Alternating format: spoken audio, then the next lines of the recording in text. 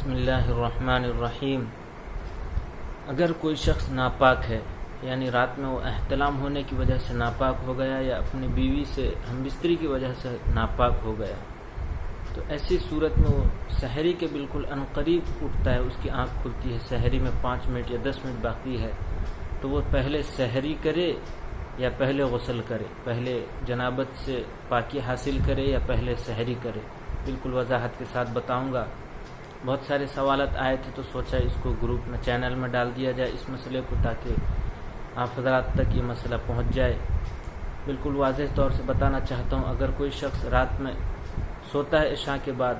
سو جاتا ہے، چاہے اس کو احتلام کی وجہ سے جنابت لاحق ہوئی ہو یا اپنی بیوی سے ہم بستری کی وجہ سے جنابت لاحق ہوئی ہو، تو اس شخص کو چاہیے کہ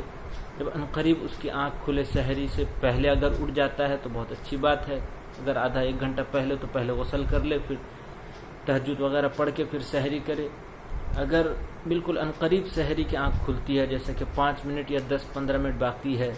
تو ایسی صورت میں وہ کیا کرے، پہلے غسل کرے یا پہلے سحری کرے؟ بالکل بتانا چاہتا ہوں واضح الفاظ میں کہ اس کو چاہیے کہ پہلے سحری کر لے۔ بالکل یہی مسئلہ آپ کو ابو داؤد شریف حدیث نمبر 2389 میں مل جائے گی،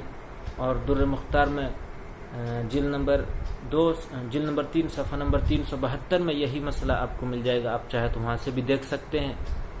بالکل واضح طور سے بتانا چاہتا ہوں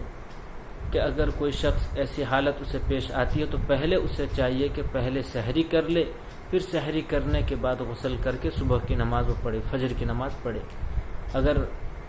اتنا وقت مل جاتا ہے کہ غسل کر کے سحری کر سکتا ہے تو پہلے غسل کر لے پھر سحری کر لے۔ اگر بالکل عنقریب سحری کے اٹھتا ہے تو اسے چاہیے کہ پہلے سحری کر لے، کیونکہ سحری کرنے کا الگ ثواب ملتا ہے، اور سحری میں اور جنابت میں کی حالت میں غسل میں کوئی ایسا فرق نہیں ہے کہ اگر جنابت کا غسل نہیں کرے گا، وہ پاک نہیں ہوگا تو سحری نہیں کر سکتا، ایسا کچھ نہیں ہے۔ پہلے اسے چاہیے کہ سحری کر لے،